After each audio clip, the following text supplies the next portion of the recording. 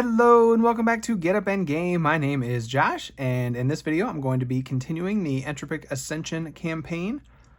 This is going to be Scenario 3. We have managed to make it through Taskmaster.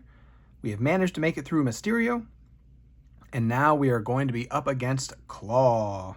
This is also the continuation of the Wasp showcase, as I'm hoping to show that Wasp is actually a better hero than I think a lot of people might think she is. Now, it definitely gets a little trickier from here because I've already played her in Leadership and I've already played her in Justice. And honestly, those are pretty much the main ways I play her in solo. Those are the aspects that have taught me to love Wasp because, as I've said very many times over the course of this series, Wasp is so much about her alter ego ability that you really need to be able to get here as often as you can, and obviously Leadership and Justice make that possible in solo. Beyond that, she has really cool builds in aggression and protection, but I think they do probably work better in multiplayer, and her in general in multiplayer, so that you can get to alter ego more easily. There's not quite as many options in aggression and protection, but we're still going to do our best to make it work. And in this video, I want to be particularly highlighting her giant form. In the first video, I used her alter ego ability as much as I possibly could. In the second video, we made good use of her tiny form. And in this one, we're going to be seeing what options are all afforded to us by her giant form. As always, just because the deck is built to focus on her giant form, I'm still planning on going to alter ego whenever possible. And there still might be times where tiny is the way to go. So that might happen as well, but the deck is designed to function best from giant form. So let's go ahead and read the story and get started. Scenario 3, Klaw. You're exhausted and nearly beaten, but the day isn't over. Another major attack in the city is occurring, this time on Oscorp itself. You thought you wouldn't have to deal with Norman Osborn after his Venom Goblin stunt, but it appears there are those that still have their eyes on whatever he's been up to in his various laboratories and research departments. Klaw, the arms dealer, has brought in a crew of his own and is looking to raid Oscorp. For whatever type of goodies, you're not sure. There's a few different locations being raided. Which one is more important to stop? And now, once again, we get a choice to make, which I haven't talked too much about the campaign itself so far, but I do think it is so cool getting these choices at the beginning. You get a little bit of control over how the story takes place, as well as maybe what might work best for your deck. And of course, that adds some replayability in the future. You could play this again and make different choices to see how it plays out differently. So we can either go to the engineering. It's well known that Norman has created many weapons and tools designed to make his goblin persona more deadly. You've seen them in action before and don't want to see them used against you again. If you choose this option, add Crossfire's crew to the encounter deck. Those guys aren't easy. Or we can go to the biology lab. Whatever it is Norman still has left in his biolabs, you're determined that the wrong people don't get their hands on it. If you choose this option, add Iron Spider Sinister 6 to the encounter deck. Those guys are even harder. Well, I think we're going to choose Crossfire's crew just because they're a little bit easier of a group of heavies to go up against. And I'm a little nervous about how this is going to go. We're playing in aggression. I always find that difficult in solo. And I know we're going to have to start with some extra stuff in play and all that, so I don't want to make the deck any harder than I need to. So we are going to start with Crossfire's crew, so I'm going to grab that set, and then we'll go ahead and get some of the setup going. All right, I've done as much of the setup as I can do so far. So before we move forward with the campaign setup, let me go ahead and show you what I've done with my deck. So since we're playing with Wasp in her giant form, let's talk quickly about what that means.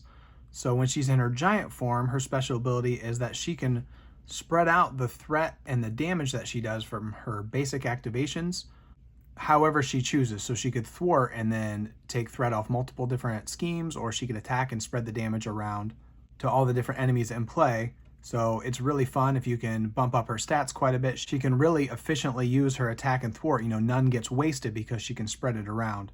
So as I've been saying, she's really a better multiplayer hero because obviously the more targets you have in play, then that's just the more opportunities that she gets to use that. But it can still be very useful in solo play. And then as far as what it means for her deck, now the pin particles, instead of drawing us cards, will heal us. So this is definitely one of those times where if it's early in the game and I don't need healed, I still might go to tiny form to play this so that I get to draw a card. But later in the game, that's going to be really nice to heal up. And then she's much better at thwarting in her giant form. Her tiny form is more about dealing damage. We saw how her attack events do better in her tiny form, while her thwarting does better in her giant form because her thwart event does 4 threat instead of 3, and similar to how her activations work, you can spread that threat around. And she also has her helmet, where this actually gives her +1 thwart in her giant form, so she actually has a 3 thwart and a 3 defense. So her stats are pretty impressive if you get your helmet out in giant form. And then the rapid growth event gives her +2 to a basic power when she's in her giant form, so that's really going to give you, again, more opportunities to spread out your damage, spread out your thwarting.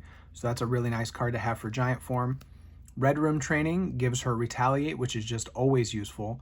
And one thing that's really nice about this one is we're finally featuring some more of her cards. You know, in the first game, I basically ignored all of her cards other than her alter ego form. And in the second one, we mostly focused on her attack events because they play so well in Tiny. But she really does have a lot of good cards. She's an incredibly versatile hero because she kind of has access to everything. She gets Retaliate. She can have Aerial with her wings. She can have Piercing with this if she's in Tiny form. Like, you really have a lot of different directions to go when you build decks for Wasp, which again is one of the main reasons I like her so much.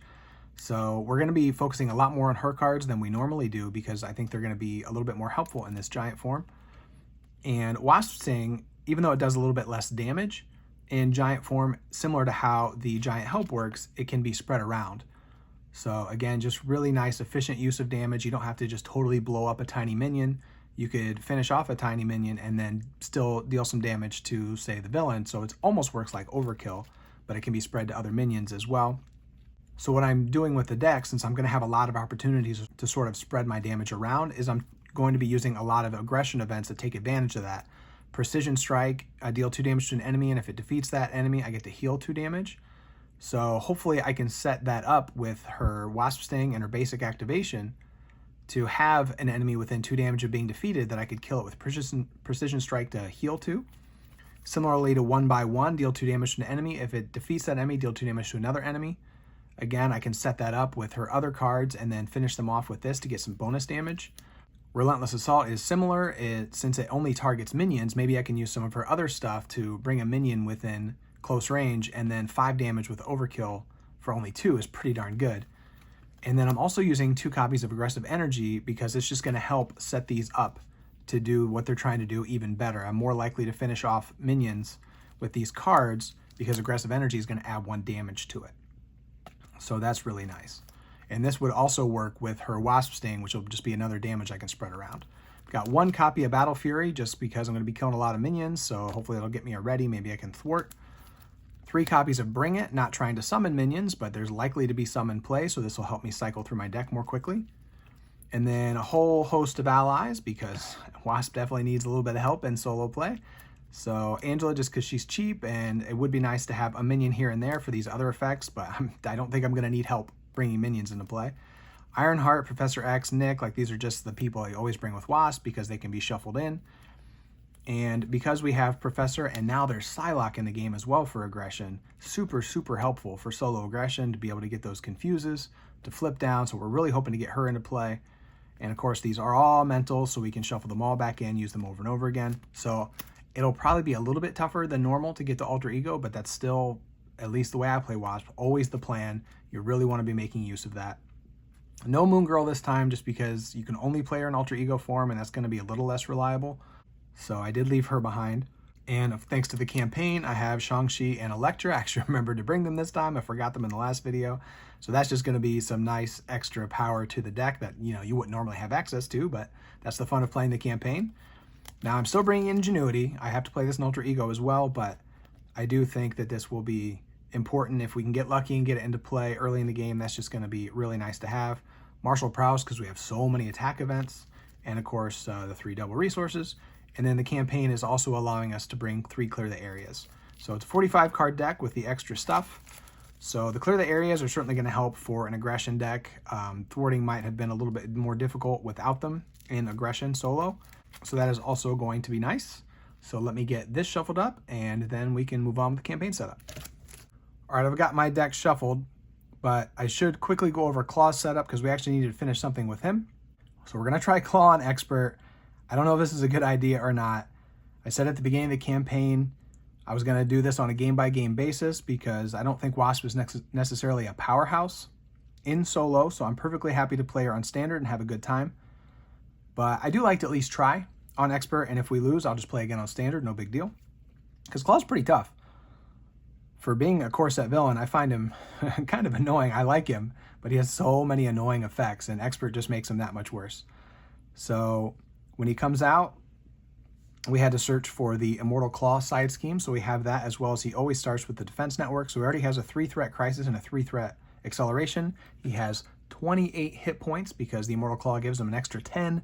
And for the underground distribution, we need to discard cards until a minion is discarded. So let's go ahead and do that. I'll give it a quick shuffle on camera just so you see I'm not deliberately trying to avoid any particular minions. I got the Crossfire's crew set up in here, and then we're going to flip. Okay, you saw me shuffle. I got the weapons runner. That was very fortunate.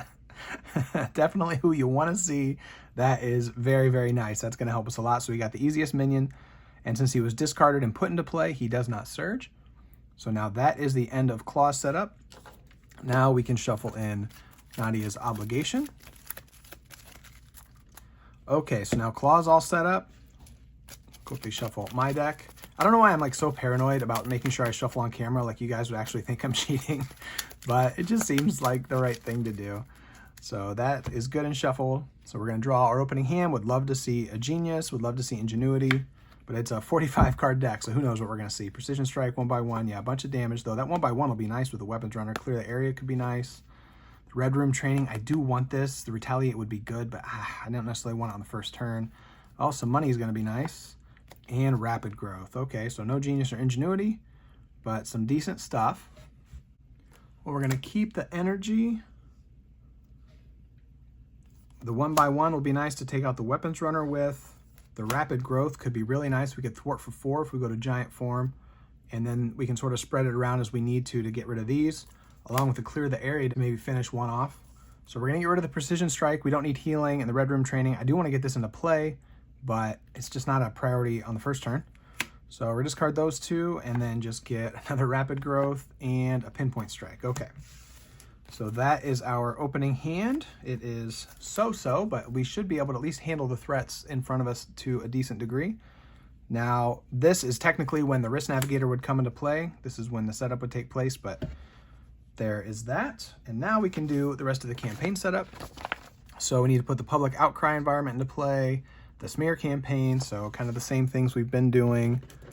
Those are right here. So we get Public Outcry.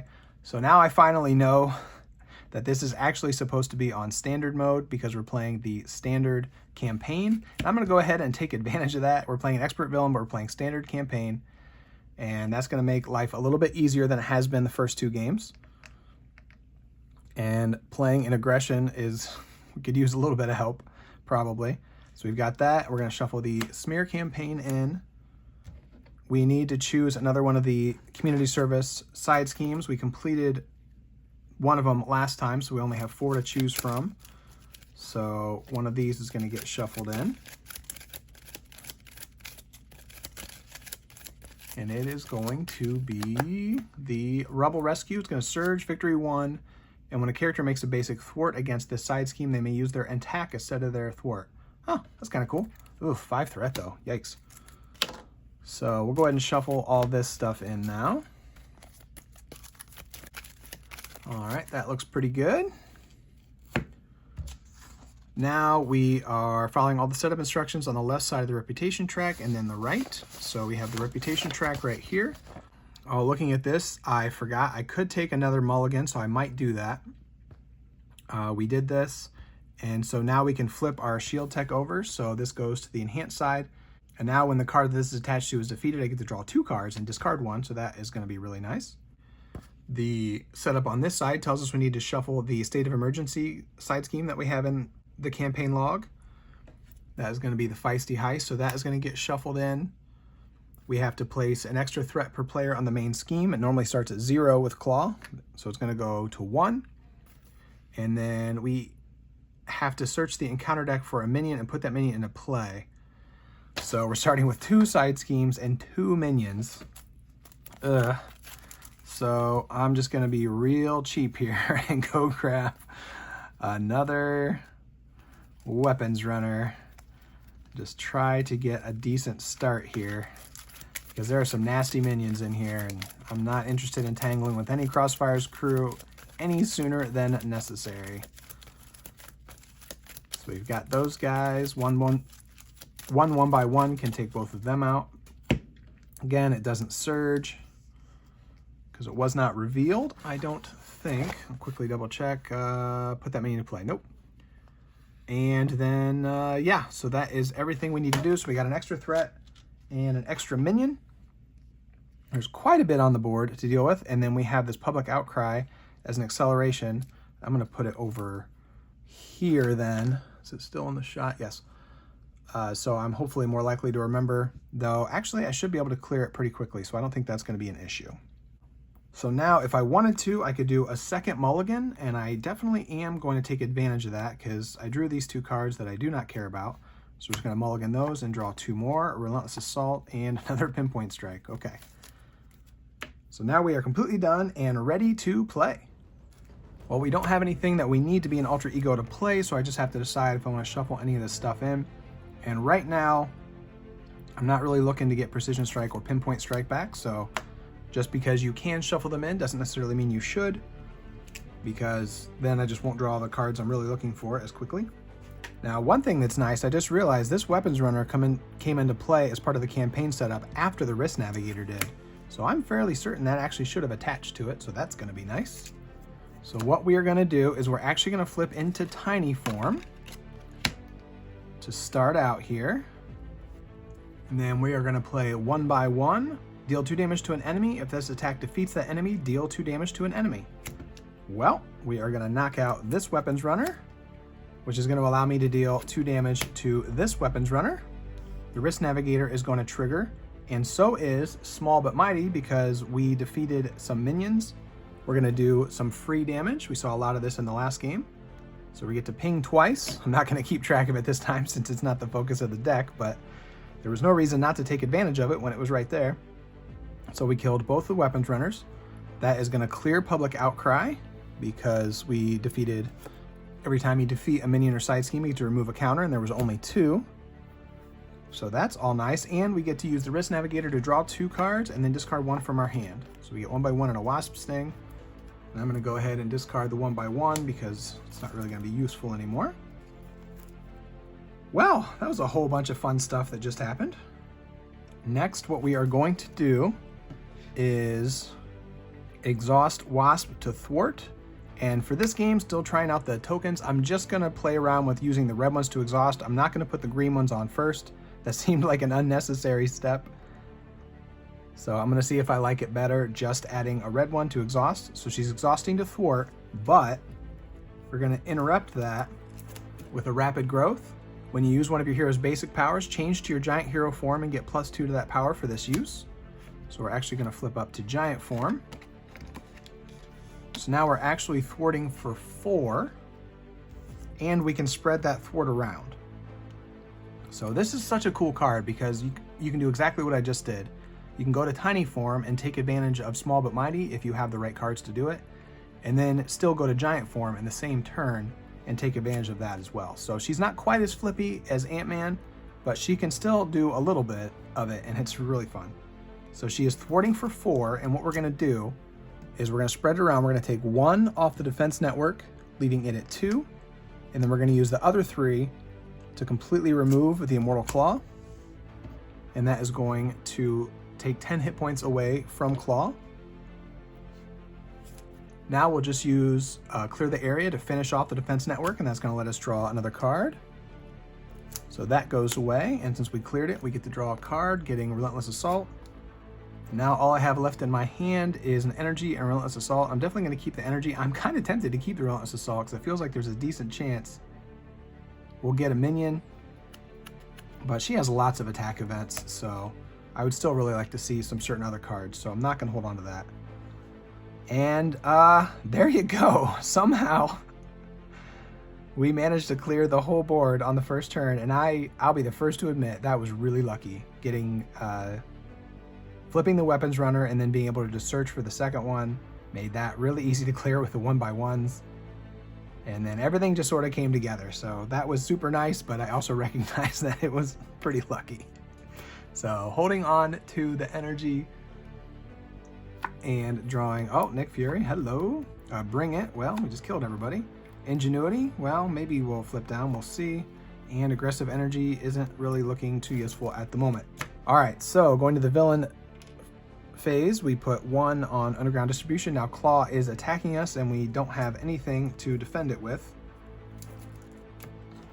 So we're just gonna take this first hit, and he has so many annoying boost effects that I feel like something is likely to happen as a result, but so he gets 2 boost cards. So he's attacking for 1, 2, 3, 4, 5. Well, no annoying boost effects, but man, what a hit. So we started 11, we go down to 6. That hurt. And boy, I sure hope he doesn't attack us again. That was really rough. Under fire. Oh, 2 more cards. Expert. Okay, he's getting Crossfire himself with Quick Strike. And he attacks the friendly character with the fewest remaining hit points. Well, I'm the only one. So he's attacking me for 2. I could defend it. Well, that'll bring me to 4. And then if Klaw does attack me again, I'll just defend that, I guess. So taking 2 from that, and then the Wrist Navigator is going to attach to Crossfire. And then our other card is, another big minion, Controller. When his attack will deal any amount of damage to a character, it gets increased by our attack. Eee. Okay, well. I'm down to 4, and I've got 2 pretty big minions in front of me, so not feeling so cocky anymore after that really great start. However, the Wrist Navigator will jump to Controller, which is unfortunate because he has more hit points than Crossfire. And it is on to us. Well, now that I've got 2 minions in front of me, Bring It is suddenly a lot more useful. So we're going to use that to draw 2 cards, getting a Precision Strike and Psylocke. That's always nice to see. Well, if I attack Controller with Wasp, putting 2 damage on him, and then I can use Aggressive Energy to play a Precision Strike, so that's going to increase the damage this does by 1, so he's going to be hitting him for 3, which is enough to finish him off. So that'll take him out, and because this defeated a minion, I'll get to heal 2, so that's pretty nice, going up to 6. Wrist Navigator will trigger, and I'll get to draw 2 cards and then discard 1, Bring It, and Giant Help. Well, you can't play 2 Bring It's in the same turn, so we'll go ahead and discard that. Next, we'll use these 4 resources to bring out Nick, who's going to draw 3 cards for us, getting Angela, another Aggressive Energy, and Ironheart. Well, as much as I would love to get Psylocke in play, I just can't afford her with what I have left. So I think I'm just going to play Ironheart to draw another card. Maybe we can pair it with Aggressive Energy for something. So we're going to put Ironheart out, drawing into a Battle Fury. Well, might as well put that out, I guess. So now after we attack and defeat a minion, we'll be able to take a damage, discard that, and ready. So that'll be nice for the future. For now, we're not going to be able to take out Crossfire. If I had played Angela, I would have been able to, but then I just would have had another minion, so I don't think that was a good trade. And since we can't kill Crossfire anyway, I think we're just going to have Nick take the 2 threat off the main. I don't want to lose that because then we're just going to get another minion to deal with. We will have Ironheart put 1 damage on Crossfire. That'll kind of set him up to maybe blow him up real good with one of our attack events next turn. They both take a consequential. And that is all I'm going to be able to do this turn. So we'll ready everybody up. Got Nick for a blocker. Can't really go to Alter Ego because Crossfire is going to scheme for 2. Yeah, there's just too much. So we're going to stay up for now and then hope Klaw doesn't do anything too annoying. Drawing Professor X. Pin Particles, that might be nice for some healing. 1x1. A Strength and a Martial Prowess. Be really nice to get that down. So for now, it's just all about surviving, trying to get set up a little bit, and then hopefully slowly taking control of the game. But playing aggression, we should definitely try to put damage on Klaw when we can, because he's probably going to outlast us if we're not careful. So underground distribution gets 1. Klaw is attacking. We will block with Nick. So he's attacking for 1, 2, 3, 4, 5, 6. Man, really good. Nick was around for that. Now Crossfire is attacking, and he's actually going to attack Ironheart. And then he has overkill and range. So he's going to finish off Ironheart and deal damage to me. Or I could just block with Wasp to protect Ironheart. I think I'm just going to let him take out Ironheart and then take a damage from the overkill. I'm really not sure. I don't want to exhaust to defend because we still don't know what the card's going to be. So it's too bad we couldn't take Crossfire out, because man, he just got a lot of work done. And now we have our card, which is an Armored Guard with Tough. Well, okay. Back to us. That really hurt losing a potential future blocker. The Risk Navigator will go on the Armored Guard, so that might be nice in the future. All right, we are going to attack with Wasp. She has 2 attack. We're going to use 1 to put 1 damage on Crossfire, bringing him to 2, and we're going to use the other to take the Tough off the Armored Guard. So nice to be able to spread that out like that. And there's some really fun builds with her where you use things like Skilled Strike and Hand Cannons to try to get her basic attack as high as you can, and then you can just spread it all over the board wherever necessary. Those builds work better in multiplayer though, where there's more targets and more time to set those types of things up. I find that really hard to do in solo. I wanted to show a deck like that, and it's just, it takes too long to set up for a solo game, especially with Klaw, who throws so much stuff at you at the beginning. But you could do some really cool stuff with her in aggression if you've got a few more players on the table to help manage the board while you get set up. So now that we've done that, we're going to use a Pin Particles and a Strength to bring out Professor X, who's going to confuse Klaw for us. And we get to heal too, because we played a Pin Particles in Giant form, so she's really kind of a tank in Giant form. You can kind of keep healing her. She's got a really good defense if you want to exhaust her to defend. You know, she defends for 3, which is pretty awesome.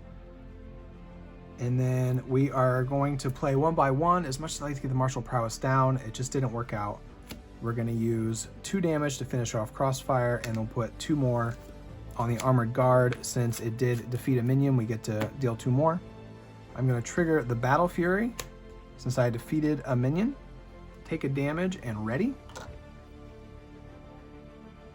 We are going to use Professor X just to go ahead and take this 1 threat off. And then we're going to use Wasp to finish off this Armored Guard. I was tempted to flip down and recover, which is actually why I initially readied. But we have Professor X as a blocker, so we should probably stay up this turn, use him to block, and then hopefully that confuse stays there and we can flip down next turn. So we're attacking for 2, so we'll use 1 damage to finish off the Armored Guard. And we'll use the other, because we can spread it around, to hit Klaw, down to 15. The Risk Navigator will let us draw 2 cards and discard 1, just kind of set us up for next turn. Oh, we would really like to get the helmet out. Being able to thwart for 3 would be huge, so we're going to hold on to that. Professor takes a damage. I always forget that. And that's going to be that. So we're managing to sort of tread water here. We're keeping the board managed. I don't know if we're really improving our state. And we're slowly getting whittled down. We're down to 6 health. We're going to hold on to the helmet, because I would really like to play that. Ant-Man, bring it. Well, hopefully we'll get a minion, I guess. Relentless Assault, then we can blow him up. And a Wasp Sting. So we've got lots of damage. Maybe I'll just try to be aggressive. So underground distribution is 1. He is attacking. Professor X is going to stand in front of it. So it's 1, 2, 3, 4, 5. Glad to see Exhaustion gone. Absolutely hate that card. Slide some things down here. Okay, so Professor is defeated. And then we have 1 encounter card, which is Sound Manipulation. We're going to take 2 damage, and Klaw's going to heal 2 damage. Oh, man, we're down to 4. So if we had not been able to heal with Precision Strike and Pin Particles, we'd be dead right now. And Klaw is healing up to 17. Yeah, this is getting dicey. Well, I really want to play the helmet, but the way the resources work out, you know, if I do play the helmet, then I've got a card left over here, and if I do a Wasp Sting, and I got a card left over here, like there's just not a great way to do it. So I'm actually just going to play Ant-Man Don't always get him into play because he is expensive. But he attacks for 3 when I'm in giant form. So let's go ahead and do that. We do want to be aggressive, try to bring Klaw down. So we'll bring him down to 14. I am going to go to Alter Ego and Exhaust to recover. Going back up to 7. And while we're down here, let's shuffle some cards back in.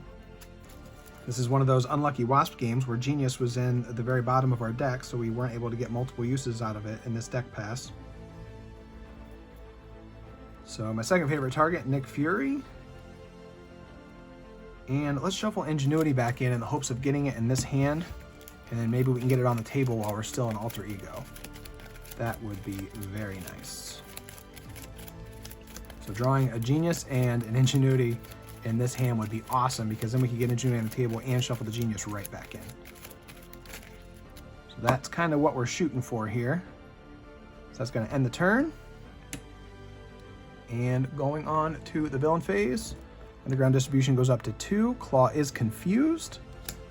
And let's see what we get. I'm so nervous. It's just going to surge. That was anticlimactic into an armored guard. Okay. Also anticlimactic, and I will take that. That's not too bad at all. And he gets the Wrist Navigator. Oh, I didn't draw my hand.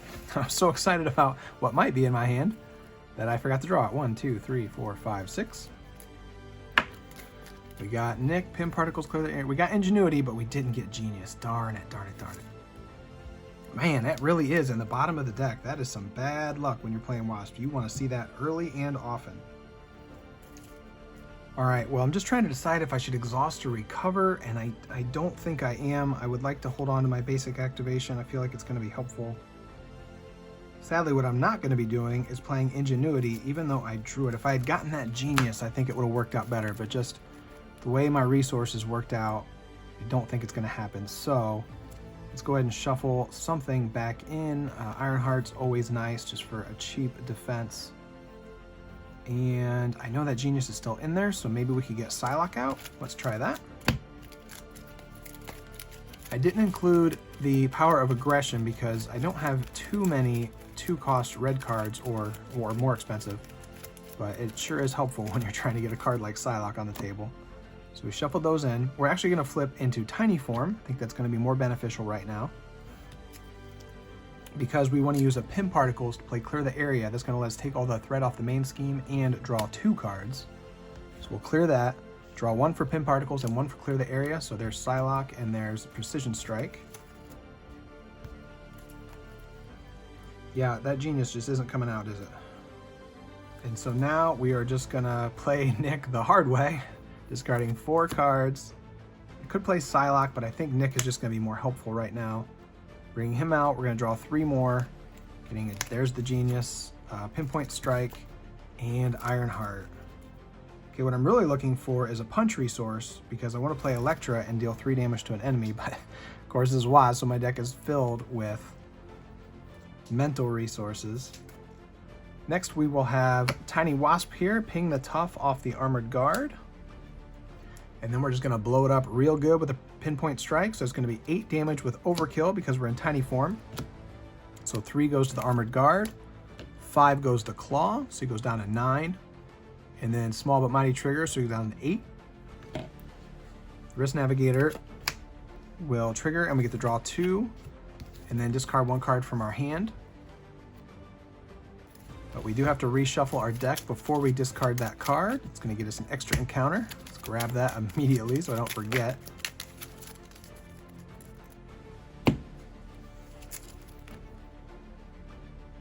Wow, this is an interesting choice. I could either use Shang-Chi to play Electra to get 3 extra damage, or I could use Electra to play Shang-Chi and get a stun. I have Nick in play, so the stun feels kind of like a waste. So I think we're going to go all in on damage. So I'm going to discard the Biosynthetic Wings. And then we're just going to use the Wild Resource from Shang-Chi when we play Electra. And that's going to deal 3 damage to an enemy, bringing Klaw down to 5. And we're going to have Electra and Nick Fury attack to do 5 more, bringing him to 0. Now When he flips, he simply gets a tough status, and he goes to 22 hit points. He also schemes for 3, which is a little ridiculous. So we just have to do 22 damage. I'm actually not going to use Ant-Man because if I go to Giant Form next turn, he could attack for a little bit more, so I'd rather save his activation. Doing that 2 damage now isn't going to be that helpful. And gotta say, I'm decently pleased with how this has gone. You know, the campaign stuff has really helped. I think we have seen Wasp do some pretty cool things in Giant Form so far. She's been able to heal a decent amount. You know, she's been able to spread out her attack and her thwart. All that stuff has been super nice. But I'll admit the clear the areas and the free allies have been very helpful as well. So we are at 7, but we've got some blockers if we need them. And we're going to draw an aggressive energy, a bring it. Or else assault. Well, we definitely want to see some minions, I guess. More resources and Red Room training. Oh, this hand is really dependent on... Oh, I kind of want a minion to come out just so I have something to do. Okay. So this goes up by 1. And Klaw is attacking. So we're going to have Nick block that. So it's 2 plus 2 more. Plus, here we go. If this activation deals damage to you, exhaust your hero. Okay. Well, it's not going to do damage to me, so Nick is taken out. We do have 2 encounter cards because we decked out. First one is, okay, Shadow of the Past. Why not? This is what happens when you say how well things are going. So we get Beetle. Well, hey, I saw I wanted a minion, didn't I? Well, we've got a minion. We've got things to do now. And we get to shuffle these in. Like I said in the first video, her shadows isn't too bad. It's not nothing. And the side scheme that prevents you from doing a base attack actually ended up being pretty stifling in the first game, so we might want to get rid of that sooner than later. So that comes in with 2 threat. Beetle is a 4 health minion with guard, so we're definitely going to have to take her out. And then our other card is, oh, I hate this card. Oh, this is the one I thought. I thought it was Sonic Boom for a second. I hate Sonic Boom. Claw's Vengeance. Klaw attacks you if this attack deals damage. Place 1 threat on the main scheme. Well, it is going to deal damage. So let's just go ahead and grab that threat now so I don't forget. Well, shoot. I don't really want to lose Ant-Man or Elektra yet, because they still have good damage left in them. I'm only at 7, and Klaw can do that much damage. We have seen a lot of really big hits from him. I guess we better defend. We'll defend with Ant-Man because I think there's a decent chance I might stay in tiny form and Elektra hits a little bit harder in tiny form. So I think that's what I'm thinking. Also, the Risk Navigator would have gone to Beetle and then would have gone to Mother's Orders when those came out. So yeah, Ant-Man is defending. Man, that is an expensive block, but I think that's the way to go.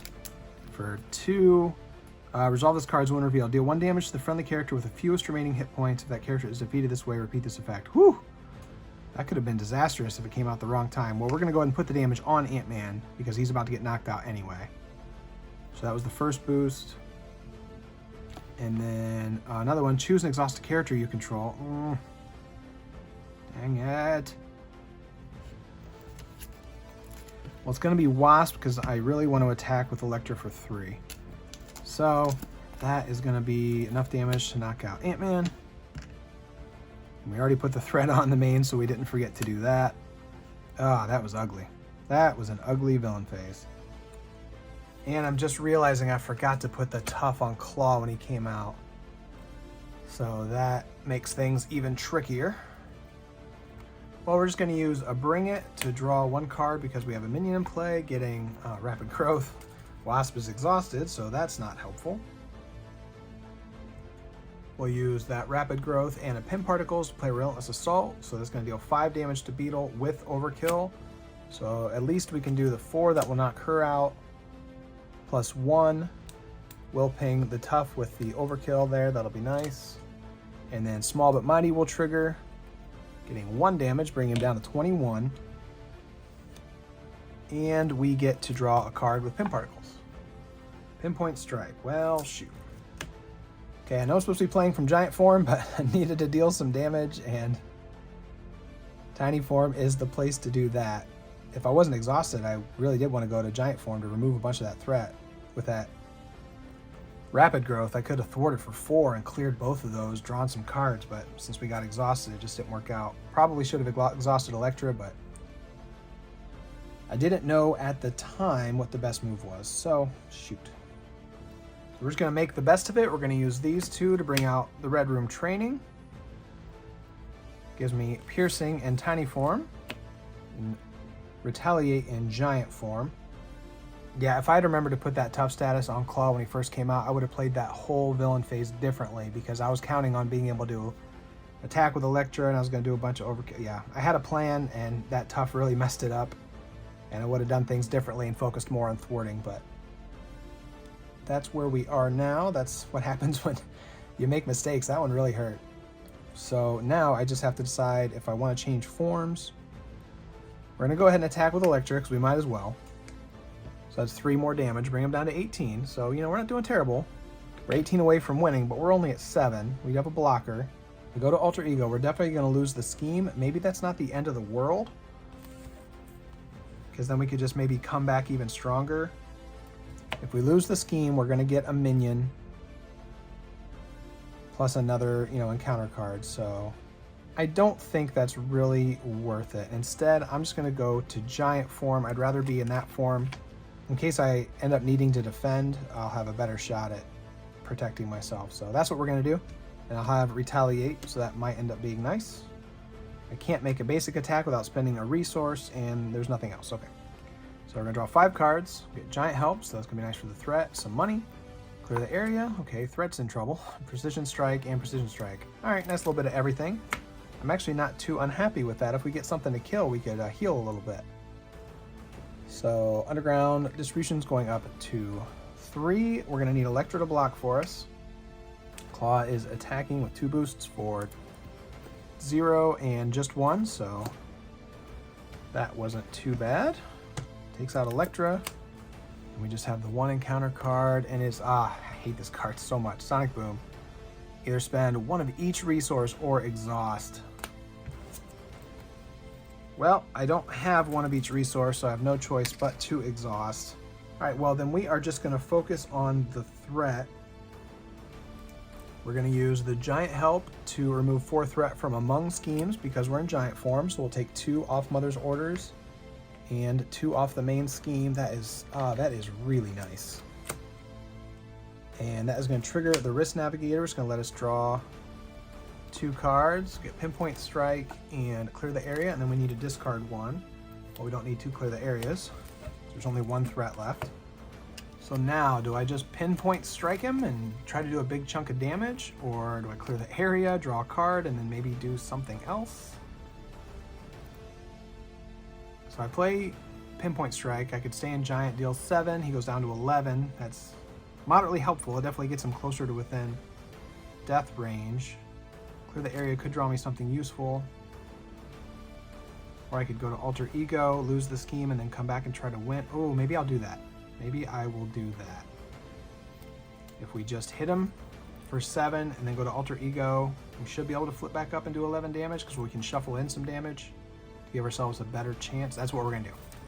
We're going to play Pinpoint Strike to deal 7 damage, because we're in Giant form, so not quite as good, but I don't want to flip to Tiny form, because I'm going to flip to Alter Ego. This might be a terrible plan, but this is what I'm doing. And then we're going to shuffle in probably Pinpoint Strikes, because we just need 11 damage at this point to win. So it's a pretty big deck, so I can't exactly guarantee that I'm drawing them, but yeah, this is the plan. Hopefully this wasn't... I'm just nervous because I'm only at 7. I don't want to take an attack. I don't really want to exhaust to defend. So hopefully this wasn't a huge mistake, because this game is going so much better than I ever dreamed it would. I have like nightmares of my aggression games with Wasp against Taskmaster in the 12 plays. They just went so badly. But I'm thinking Giant form was probably a better fit for aggression. I played Tiny form in that game, and it just didn't work out. Okay, so we are set. She readies. Hopefully I draw a good hand here. Pinpoint Strike, well, that's a good start. The helmet's not helpful right now. Martial Prowess, come on, just give me a little bit more damage. 1 by 1. a Relentless Assault, and the Genius. I think we might be able to turn that into 11 damage. We will see what happens here. So this goes up by 1. He is scheming for 3. There is a chance we don't lose the main here if he gets a 0 boost. Okay, that's crazy. I can't believe. Oh my gosh. The luck I have gotten in this game. I will absolutely take it, but I will admit there's been a lot of luck in this game. Wow. I've never been so happy to see advance.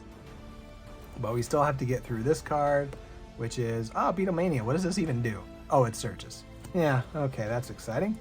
Into a Gang Up, which surges. Come on. This suspense is killing me. Caught off guard. Sold. Sold. I'll take it. Red Room Training goes away. I can live with that. Well, as much as I want Giant Form to be featured here, I gotta play to win. So I'm just gonna flip up to Tiny Form. We're gonna play a Pinpoint Strike to deal 8 damage, bringing him down to 3. We'll use a 1x1 of all things to hit him for 2 more. And then Wasp will basic attack for 1 to finish him off. Oh, I am so glad that we got that win. I was a little nervous. Might not have done as much Giant Form stuff as I wanted to, but again, I think that plays better in multiplayer. We definitely got to do some of the cool stuff, and it was crucial at times. We needed the healing we got from the Pin Particles. We needed those opportunities to spread out our damage when we did, and we got to do some cool stuff with the events to team up with that. So I'm pleased with how that went. I'll take it. I will take the win. So then now we just get to go on to the victory and see what happens. So we look at the victory here. In the reputation track, use the conditions section, calculate your group's total reputation value. All right. I don't have the old Mary Jane's magazine handy, so we're just going to use this Ant-Man and the Wasp book I have. Seems appropriate. So victory points in the victory display. The only thing we had was the public outcry, so that's 1. We didn't get to play the campaign side scheme. I'm pretty sure that was the first boost card we saw. It had 3 boosts on it. So it's 1 from there. No minions is 2. No side schemes is 3. No threat on the main scheme. Well, that didn't happen. Fewer than acceleration, yep, and no defeated identity. So it was 1, 2, 3, 4. We got 5 points. So we're going from 14, 15, 16, 17, 18. So let's see, what did that trigger? We got some new stuff.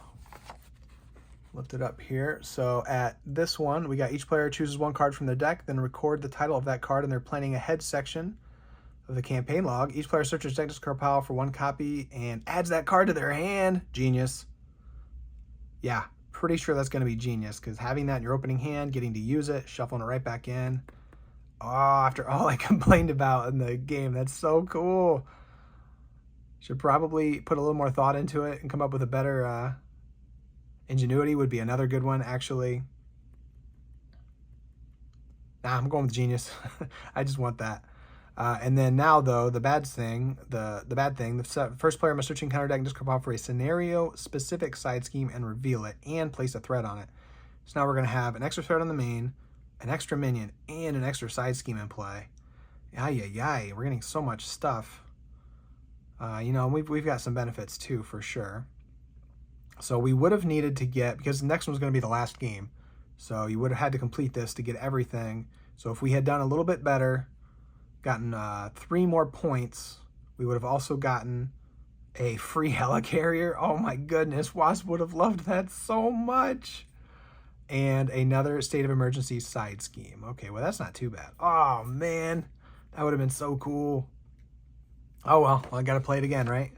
So yeah, we're gonna go ahead and call planning ahead. Yeah, we're just gonna call it genius.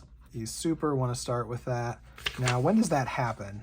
That's during the, oh, so that would be a real shame if you actually drew it in your opening hand, but you do get to pull it out of your discard pile. So if you draw it, you can mulligan it, and then, okay.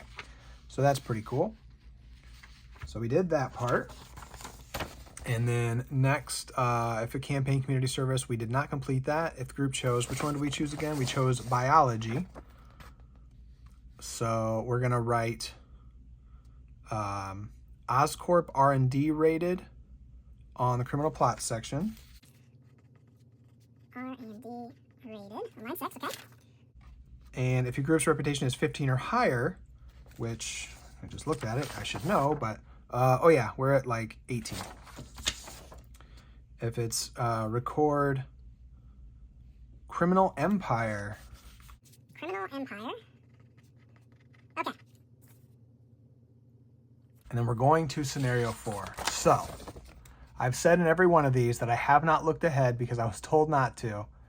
And I've been wondering the whole time what this is leading up to. And I think, pretty sure we just figured it out because we've got 7 different lines recorded. The last one is called Criminal Empire. Who does this make you think of? So let's just see at what's left here. We've got the campaign setup, the rules. Here was scenario 1. Here was scenario 2. And scenario 4 is the hood. I knew it. When I saw the 7, it gets you thinking about the modular encounter sets, and then the Criminal Empire kind of tipped it off a little bit there. So we are going to be facing the hood, and I'm going to go ahead and look ahead just a little bit. I'm not going to figure out which ones they are, but clearly these choices have led to which of the modular encounter sets are going to be included. That is going to be so awesome. I love the hood. Every one of these villains that we faced have been ones that I really enjoy. So this was such a good selection of villains.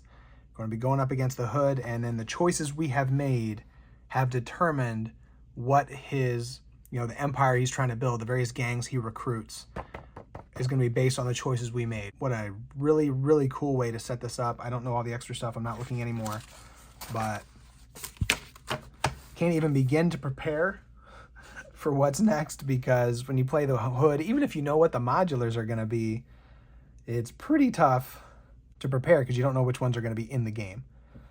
So that's going to be next time as far as this game went. Again, very pleased. Hopefully I showed some of the cool stuff that she can do in giant form. Again, it's definitely more of a multiplayer thing, but it still worked pretty well. It gave us a lot of versatility.